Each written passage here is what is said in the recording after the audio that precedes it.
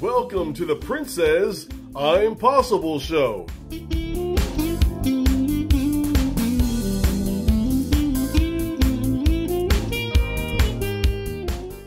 Here's your host, Princess Jones. Welcome to the Princess I'm Possible show. I have with me none other than the international Charles Bibbs sitting right here with me. So now, Charles, when did you realize that you had a gift for art? Well, early, very early. Looking over my dad's shoulder as he's eating breakfast and he's doodling, trying to figure out the ways that he's going to pay his bills. He had this habit of constantly doodling, okay? And I was an impressionable little kid, I don't know, maybe 5 or 6 years old. And that sparked whatever God put in everyone, that gift. That's what sparked it for me, okay? From that point on, I wanted to be like my dad. I wanted to be able to draw. What was your motivation? I mean, it was your dad, Yes. But after that, how did you get started? What did you do? Well, I kept in mind what my dad told me, a starving artist, okay? So I wasn't that excited about starving, okay? So, but I knew that I wanted to be successful, okay? So I was a real go-getter from day one, It's just that, even when I graduated from high school, my mom pulled me together. He says, son, this is graduating from high school. Mm-hmm. He says, things going to change with you from now on. She says, you got to get a job. Okay? Yeah, you're going to have to go to college too, but you're going to have to get a job. And she told me, when on payday, you give that paycheck to me as long as you staying in this house. And she was going to take half of what I made and give me the rest. Okay? That lesson, okay, got me really serious, okay, about responsibility. My parents, uneducated, okay, but hardworking, devoted, highly religious, and they meant business. They didn't play, okay? And they wanted to make sure that every child had an opportunity, but they let us know from the get-go. Okay, you have a responsibility. Okay, and family first. Okay. Yep. Great. That is amazing. Yeah. And it's interesting that you say that because mother jumped in and she said, no, this is, and look at the lesson that she taught. Oh, yeah. I mean, that was amazing. Oh, yeah. That was amazing. Yeah. So in 1991, you started your publishing and distribution company, B Graphics and Fine Arts Incorporated. Yes. However, today it is known as Studio B, Right. Art Publishing and Distribution. Yeah. What prompted you to make such a bold move like that? Well, what it was is all the things that I knew and understood about service. Okay, it wasn't about me, but it was about what my contribution was going to be to my people. Okay, all my artistic skills. Okay, I learned at an early age that it wasn't for me. God has given me this ability, okay? And that ability was to serve, okay? So I knew the plight of African Americans in America. I knew it was a struggle. I knew I came up in the turbulent times of civil rights movement, okay? And that was the focus. I want to represent my people. I want to give them something that they can take hold of and be proud of, okay? Gotcha. And at the same time, service me as an individual, okay? So those things worked hand in hand, service and making money so that I can support myself and my family, okay? And also support a whole movement, okay? Because a lot of things that we did was unselfish, okay? Okay, because I came up at a time where everything was about who we are. And everything was about letting people know that we're proud of who we are. And I had this power, the power of imagery, okay, which a lot of people didn't understand at that time, okay. I felt that it was just as powerful as TV, okay. Right. But there were some other things that I understood that a lot of artists didn't see it the same way I did, okay. And as we go along in this interview, I'll expound on some of that, okay. Okay. But that's where I was at that time. Okay, yeah, because that was a bold move. Oh yeah. You know, because you'd already been in a career prior to that, 25 years. Oh yeah. And then to leave from that type of managerial position, right. to go out on your own. Yeah. And you know, just like, did that ever occur to you? Or actually, it doesn't sound like it did, because you stepped out, and obviously on faith, but you stepped out, and what your dad told you obviously did not resonate, because that was bold. That was a bold move, very bold. You know, Charles, you have a very unique style of art, very unique. Where did you get that larger than life interpretation concept? Yes. Where did you get that from? Well, I knew that you have to make a statement that is yours, okay? Not looking at other people, but you had to measure up and see what's out there, okay? And then identify what you're going to be, okay? So I says, well, I want my imagery to be larger than life. I want it to be representational. I want people to be able to see it and then immediately understand it, okay? Because art can be complicated, okay? Why would I make it complicated? Because this whole art thing was new for our people. We were at the beginning of a revolution of art appreciation for our culture, okay? Because at that time, we would only go to museums and look at our art, knowing good and well we couldn't take none of it home, okay? True.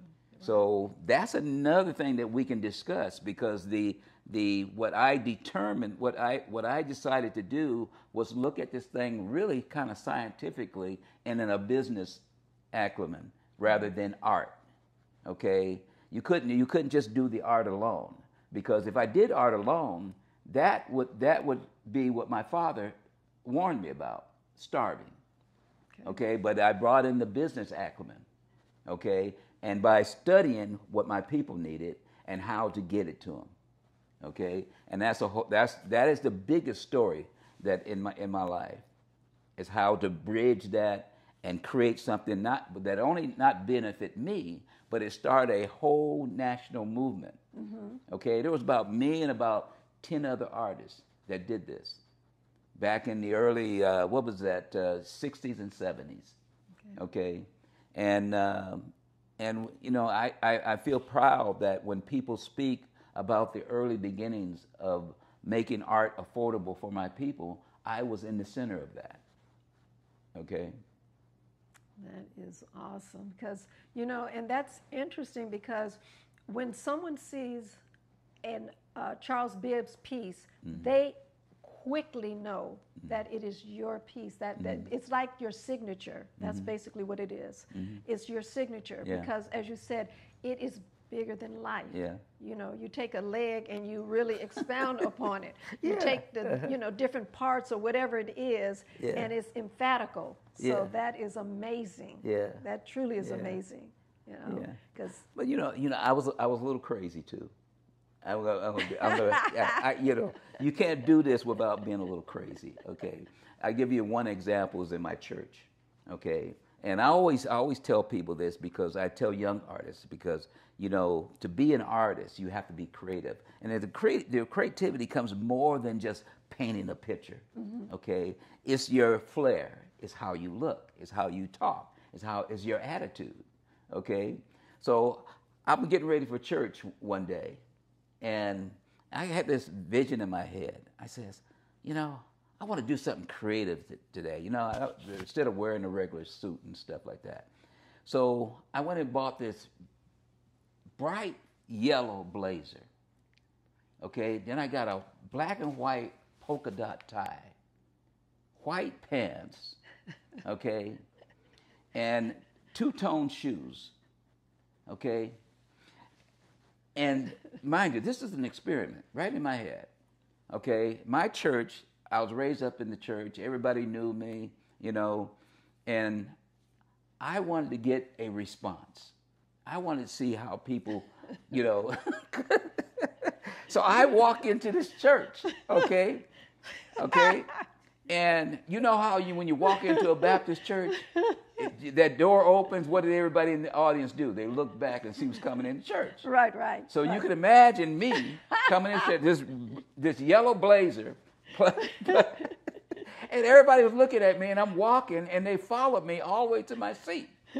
So Reverend English, my pastor, he gets up and he says, "Now y'all saw what I just saw." And he says, and he points at me, and he points at the church. He says, "Y'all watch out for Brother Charles Bibbs." And that was it. And see, that was a powerful lesson for me. Mm-hmm. And it taught me the power of presentation, okay? How, as an artist, your job is to be seen. If you're not seen, you can't be successful. Okay, so you have to do whatever it takes. You know, if everybody's running left, you go right. Mm-hmm. Okay, if everybody's going black, you go orange. Okay, so that is one of the success elements for an artist. Okay, you look. Welcome to the Princess I'm Possible show. It does. Some of your original works were featured in homes like Frankie Beverly, mm-hmm. Steve Harvey, Queen Latifah, and many other mm-hmm. artists, mm-hmm. Entertainers. Mm-hmm. How does that make you feel to know that people of that caliber, mm-hmm. you know, your pieces they mm-hmm. want in their home? Mm-hmm. And trust me, I'm only naming a few.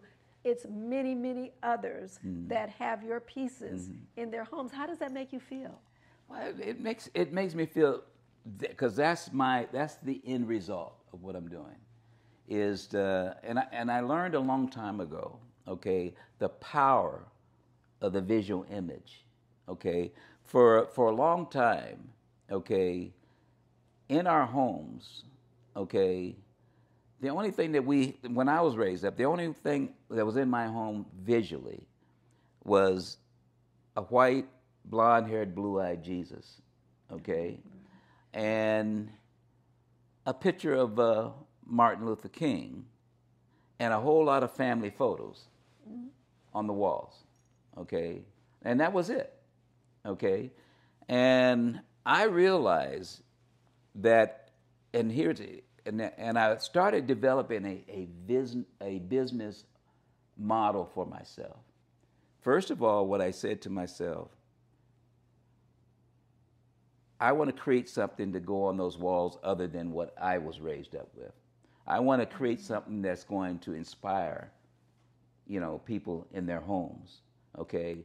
I'll give you an example. That picture of Martin Luther King in somebody's house, it's just a photograph, okay? And we were raised up with that, okay? But what happens in an impressionable mind in that home, a child is going to say one day, "Daddy, who's that man?" Okay? Now, this is the power of art. And now that father can get in a dialogue with that child about that man, Martin Luther King, because of that picture on the wall. Mm-hmm. Okay? That's the power of art in the homes. So I start out to use that same example. First of all, I know how to sell. So I took the philosophy that the walls in every African American home or apartment in the United States belongs to me. Wow. Okay?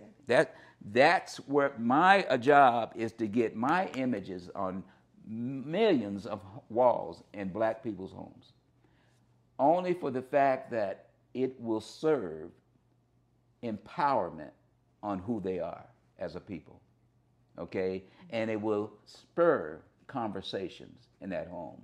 And it gives them pride when they see a glorious picture of who they are that represents their culture. Charles, what advice would you give my viewers who are interested in getting into the arts, such as painting, drawing, something of that nature? What advice would you give to them so that they can get started, so that they can continue? Because there's people out there who have started, but they stopped for whatever reason. So Charles Bibbs is getting ready to give you the advice that you need. He's getting ready to empower you so that you can get back out there and get it done. What advice? First of all, if you have an insatiable desire to be an artist, that's the first requirement. And that desire is based on your confidence that you can do it. In other words, you're already drawing, okay? And you have this feeling that this is something I enjoy doing. I want to do more and more of it. Now, that's what is called a gift. Now, like I said, God in his infinite wisdom knows in our society how many doctors and lawyers and everything that he needs. And that sparks a little thing in your mind that I'm good at this. I can do this. And I want to help people in their health. So you wind up being doctors. Oh, I want to defend people if they're in trouble. You wind up being a lawyer, okay? I want to create beautiful things for people. You wind up being an artist, okay?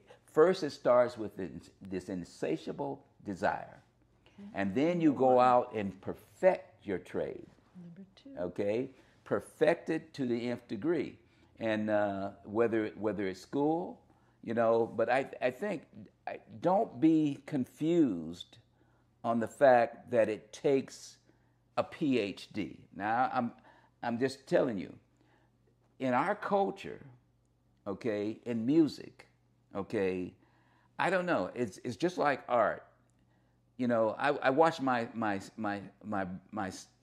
brother as my sister was taking piano lessons by a instructor at home. My brother sat up on the piano keys like this and watched my sister go through it. And before you know it, without any instructions, he starts playing. Okay, then he walks up in church and gets on the piano and starts playing. Okay, to me, it was like a miracle. Okay, and now today he plays for one of the biggest churches in Texas. But I'm saying that he never had a formal lesson. It was just a desire. So I have to say this very delicately, okay? Because even in your schooling, you have to have this desire to be, so that when you address yourself and trying to learn a craft, you have this uncontrollable desire that's what I want to do, okay? But when you're forced to do something that you don't really have it in your heart, then it creates frustrations for you the rest of your life, because you're going to always regret that I should have did the thing that I really had in my heart to do. But first, have a heart for it, okay? And then pursue it any way that you can, educationally, association, okay, with a tutor. I don't care, long as it's in your heart. That's truly what you want to do in life, okay? And I think that's the key. Hi, I'm Elwood J. I host the Old School Jazz Show every Thursday from 3 to 6 p.m. I play the finest in jazz. So why don't you tell a friend? And also, why don't you download the app KUBU 96.5 FM. Hey, have a wonderful day. Welcome back to the Princess Impossible Show. I'm here today with none other than the internationally renowned Charles Bibbs. He's given us a lot of information about his artistry, how he got started, where he was going, and where he is today. But we've got a treat for you, as I made mention before we came back. We're coming back now. And we've got a treat for you. As you can see, we've got 3 of Charles's pieces. And I want to ask you, Charles, What is the name of this piece, and what was your inspiration behind putting this piece together? Okay. Well, this is the gift. Okay, it's called The Gift, and it comes in a series. And like I said before, The Gift is a representational piece showing cloth, the glory of a culture in the cloth. Okay, you see a person who represents the culture, and the color and the colorful garments represents that culture's glory of a culture. Okay, and it's very symbolic. Okay, and the thing I learned, okay, when you're on if you have a good thing, you duplicate it and you do it over and over again. But I learned some tricks in the trade, and actually the trick of this trade came from the movie industry, okay, and the movie Rocky. Really? Okay, and only because Rocky did 5 sequels, okay, and Rocky 1, 2, 3, 4, and 5, okay, and I says that's pretty clever, okay, because you take a good thing and you repeat it, okay, instead of just doing one. So I was one of the first artists to do sequels, okay. So this is part of a sequel of 5 versions. We're going to show you 3 here today. So this is gift number 1, 2, and 3, okay. And the only reason why I went to 5 is because when you went back to see Rocky 5, it wasn't as exciting, so it died off. So I had a business practice. When I did sequels of my artwork, I only did series of 5. Oh, okay. Okay, so this is the gift 1, and it's a picture of an individual dressed in colorful garments and presenting a basket full of colorful garments, which represents the glory of our culture. And that gesture is giving that culture to the world. Okay, got it. So as you can see, what he's making reference to right here, this is a beautiful piece, truly beautiful. And the artistry, the colors, and the symbolicism, that is amazing. And the same thing with this one. Okay. The next one is the gift 2, number 2. So that was number 1, this is 2. And it shows an individual draped with the garments, okay, and on her head she has a basket full of garments. Matter of fact, there's 1, 2, 3 baskets with garments, and she has it balanced on her head, and she's have a giving gesture. So once again, the glory of our culture, giving it to the world. So that's the gift 2. Wonderful, okay, wonderful. And then we've got the third. And then we got the gift 3. Now there's only 3 of the 5, okay. But you also have a sitting person right here with garments on her headdress, and she also has a basket with her hands caressing those garments and in a giving gesture to the world. So it's the glory of our culture, the gift series. This is amazing. And, you know, I'm looking at the colors. I mean, they're just so profound. It's like they just pop out at you. Yeah. But let me give you a sales element why this is done. Because I learned a big lesson from watching the movies when they do sequels. Okay. If you buy 1, okay, what do you want to do? You want to have 2, 3, 4, and 5. You want to have the whole series. Sure. So a lot of my customers who bought 1 also got the whole series. Okay, so that was a sales element as well. Okay, so it's not enough just to be an artist. You have to be smart, and you have to understand the power of sales. You got to have good salesmanship. Okay, it's not enough to be able to do beautiful work, but you got to be able to sell it. Right. Okay, and you have to give people motivations. Why should I buy this? Okay, and sometimes you have to learn from other industries how they do it, even if it's selling cars. I mean, selling art is no different from selling cars. The same sell elements, and that's what I train young artists. Okay, they think it's something different. It's not. You know, like that beautiful hat you have. Okay, and you know the way you're dressed. That's salesmanship, okay? And you do it, if you do it right, other people want to be just like you.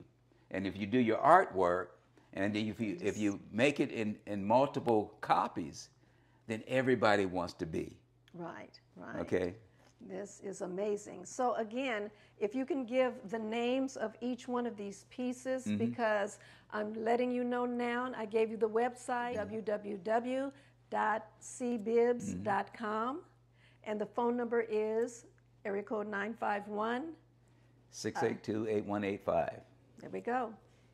So now, can you give us the names of these pieces again? Because as he made mention, there's not 1, 2, not even 3, 4, there are 5. So, and this is called the gift 1, the gift 1, the gift 2, the gift 3, and there's a gift 4 and 5. Awesome, awesome. Well, again, I can't thank you enough, Charles, for stopping by to come and be with my audience here. These pieces are just phenomenal. I'm telling you, go to their website, give them a call. These are just a small sample of what pieces that Charles Bibbs has. I mean, he has many, many pieces. If this is not your style, he's got something for you. Trust me, he's got something for you. And once you get started, you're not going to want to stop. You're not going to want to stop. And I'm letting you know they're affordable. You know, he's got all kind of ranges. He's got something for you. Go to the website. Check it out. They've got photos of different pieces that he's already done. Take a look, see what you want. Also, for those of you who are interested in becoming an artist, you got it firsthand. You got the advice from the master himself, Charles Bibbs. So to you, I say, get off your tail. Go out and get it done. Don't sit, don't procrastinate, don't make up all these excuses. Go get it done, because as Charles was saying, if that's your passion, get it done. And I'm going to leave you with this. Yes, you can. You can do it. Thank you for watching today. We appreciate you coming by and stopping and being with us. Again, thank you so much to my dear friend, Charles Thank you Bibbs. so much. Thank you. Thank you. We appreciate it. Thank you. Thank you. We'll see you next week. Next week, our special guests are 3 phenomenal authors: Estella Wells, Shalise Davern, and Clint Johnson, also known as Saint Ice.